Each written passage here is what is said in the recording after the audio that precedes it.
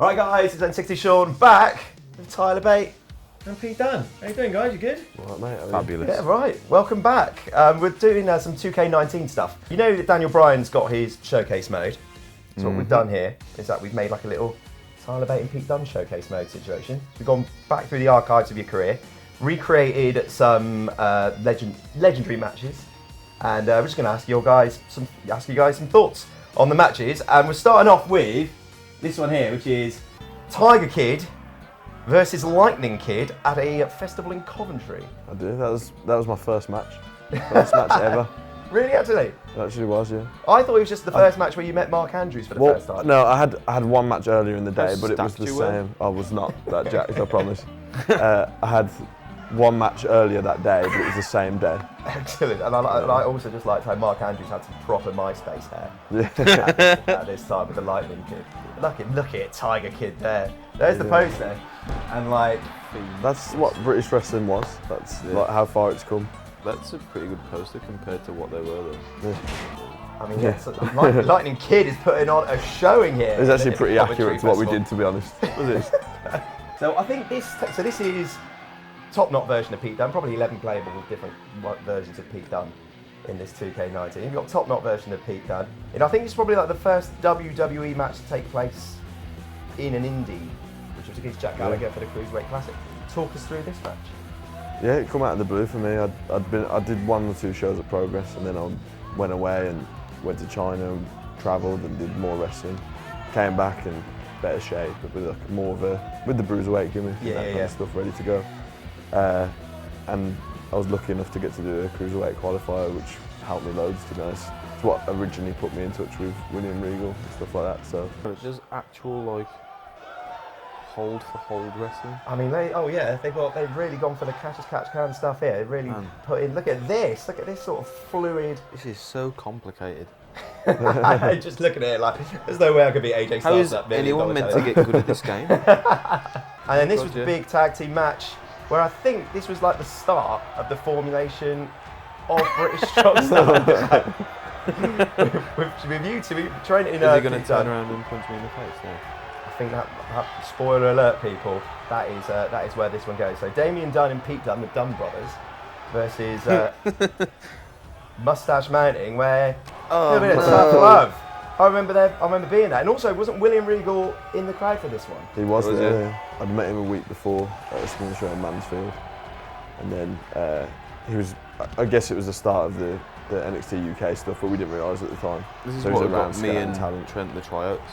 Really, He was already a big fan of Pete's, but this is kind of what got me and Trent. And then the next match. So this is where British Strong Style all came to a head. Matt Riddle. No, it's Matt Riddle. We'll call this the Thunder Rumble match, where Pete Dunne first wins the Progress Championship, and it is when British Strong Style forms when Tyler interferes at the end. So is this the first time we've ever seen British Strong Style? Is it at the end of this event? Yes. Was it this one? How did that come about? Like, Is you and I don't even remember now. Jimmy? Feels like we've done it forever, but Something with Jimmy in the ring. So it was you and Jimmy Havoc at the end, and then you came out. Everyone thinks that I come out. Tyler Bate's I'm going to make save the day. And I'm like, No, he turns. yeah, I think it came about just because at the time we were all in a similar situation. With obviously all got scouted by William Regal in that same week or 2 week period, and then we did a tryout in Glasgow together, and then at the time we were travelling around and just sort of became, the 3 of us seemed to be travelling quite a lot, and it just felt like a natural thing to put that out there for the audience. You know, it's always best if it's real. Yeah, you know what I mean? yeah. It was something that was really happening at the time, and then we put it out there and it all seemed to work. I was like hoping it was going to be like some sort of Peaky Blinders takeover of like British Strong Style. Just That was the original idea. We wanted to go full-blown Peaky Blinders. Peaky Blinders. I was thinking like if the NXT UK brand is just one long Peaky Blinders wrestling style special, like be all over that. It'd be excellent. We're going to attack wrestling here. This is when you guys just decided. Oh gosh, I was trying to work out what was happening then. So this is when Tyler and Pete just swapped. Tyler became the Bruiserweight, and Pete became a big strong boy. Well, that was a video game themed show, wasn't it? And then there was a glitch in the game, so every match was wrong for some reason, and our one we'd completely swapped. Because what I liked about this is that, I mean, obviously you wouldn't try it at home or school, but if you were playing like Tyler Bate and playing as Tyler Bate and Pete Dunne, it's quite easy to all like characteristics and mannerisms. Yeah, but his moves are way harder. So it's really easy All of for my him to moves do are me. lifting people from the floor. But mine were like almost his moves. The crowd kind of played along, but it wasn't quite. Could you just go full moustache mounting? Maybe just sack off the British Maybe strong one style and day. just go full moustache mounting. You seem to be pulling it off. Just about, I think. Yeah. I think you're just being kind there. So this one here, we've got the Raw tryout when you guys were like given this impromptu chance to just go into the ring, and we're like the half the roster just all at ringside. How was that? Who was there? Who was at ringside? Who was watching? I remember Chris Jericho being there. Obviously Triple H was there. Yeah. Was Chris Jericho in pants and a scarf, or was he just more in normal clothes? He may well have been wearing a scarf. John Laurinaitis was also there. he was Johnny there. Ace, nice. And did anyone come up to you afterwards, or was there anyone who chatted to you? Just as I got in the ring, Kevin Owens came up to me, and Sam. I hadn't actually met him at that point, but obviously I'd been through PWG like he had and stuff. Yeah. So he just said hello and said he'd heard good things and stuff. So that was a nice little confidence I was boost gonna before we say, started. And afterwards we had a good chat with Chris Jericho and had a brief chat with Triple H. So Nice. And then, so this one's where like the sort of story with you and Mark comes to a head, like from going from festivals in Coventry to the UK Championship tournament, which obviously somebody came out victorious. That was a big win. How was that whole night for you guys, like in your career?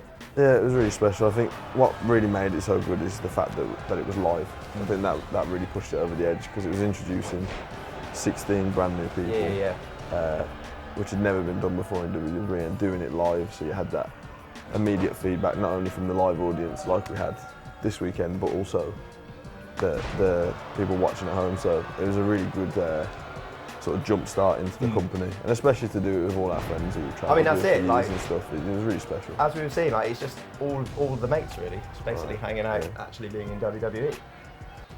And then we're heading to NXT TakeOver, which is, I think this is what really put the sort of UK division on the map, was this match. And sort of everybody was like, what was the immediate feedback like for you guys? See, I don't think anybody had any real expectations of this match, and that's why it got the reaction that it did. Yeah, what we always said is, I think people in the UK knew who we were and they wanted the show, but people in the States didn't really know just yet. I think this was the one where they'd heard a little bit and they thought, oh, this could be good, and then it just sort of blew people away because they didn't expect it. But for us at the time in the ring, it's really hard to judge how well it is actually I think going. just so focused on what it is that you're doing. Like, and in those arenas, it is hard to, because you can't see the audience. We couldn't see them standing. It was only when we watched it back afterwards that we've realised we're kind of counting the standing ovations, and like it's something that hadn't really been seen before. So that was really cool for us after. But at the time, it's really hard to take it in. And I remember I did an interview with ESPN. Like they rushed me off straight afterwards. I did an interview. And the first thing he said was, "How does it feel? You did match of the year." And I thought, oh, I guess I did then. Yeah. Cheers. Yeah. Did like Jim Ross come up and chat to you? Because he was like, this is like first night back on commentary for like a long time. Yeah. I think Jim Ross called you match like some curious. Yeah, I think that was another thing that helped push it over as well, was just to give it that special big match feel. Yeah. But yeah, he talked to us in catering before, and What did he say? he just had nice words to like sort of gee us up and make us realise how big what we were doing was. Because it's hard for us, especially like with how young Tyler is and was back then. It is hard to realise the gravity of what you're doing sometimes. So it's nice for people like that, and it's good to have like Shawn Michaels around and Triple H where they can tell us exactly how big what we're doing is. Because sometimes you're just in your stride and you don't fully realise, you know. Tyler, this was a big match for you, the NXT Tag Team Championship match at the second championship tournament.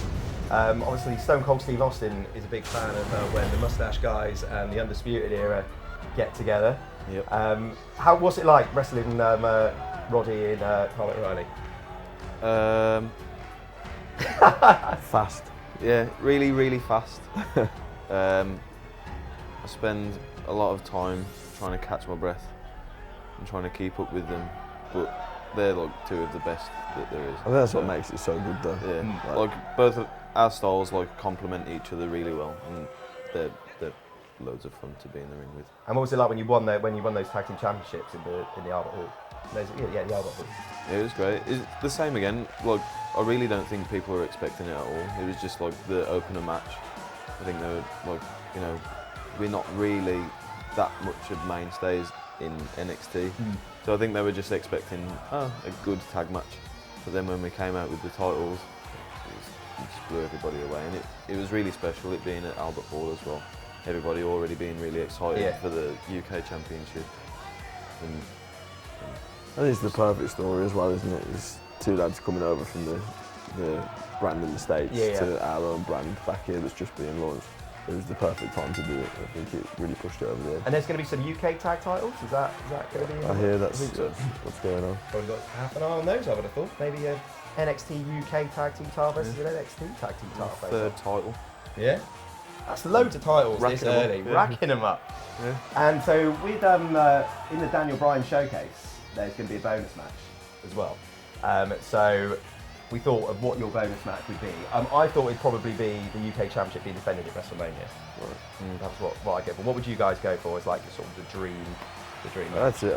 I'd love a pay-per-view in the UK where the UK title can either be whether that's the main event or whether it's just heavily featured. But I mean, that'll be the goal. So whether it's a WrestleMania over here or whether it's a SummerSlam or Survivor Series, but that'll be the goal for me right now. And if you had to take on finding one person at say WrestleMania, anybody on the roster, active roster at the moment, who would you go for? I think because myself and Tyler, we kicked off this brand, and it's been something that, even though it hasn't been fully formed for the last 18 months, we've been pushing for that and working hard and making sure every time we're out there we're going to kill it and have the best match we can to ensure that we get that. I think me and Tyler would be the match I'd want to take to WrestleMania or pay-per-view and main event. And we haven't really had that sort of special match between us since the takeover match. So I think when it comes to us being in the ring again for it's a good story to tell, isn't it? Yeah. Excellent. Well, guys, thank you so much for joining us on the 2K19 Pete Dunne Tyler Bate showcase. You can play as Pete Dunne and Tyler Bate in the new game. Smash that like button if you enjoyed the video and make sure you subscribe as well. I've been N60 Sean, Pete Dunne, Tyler Bate. See you next time. Bye.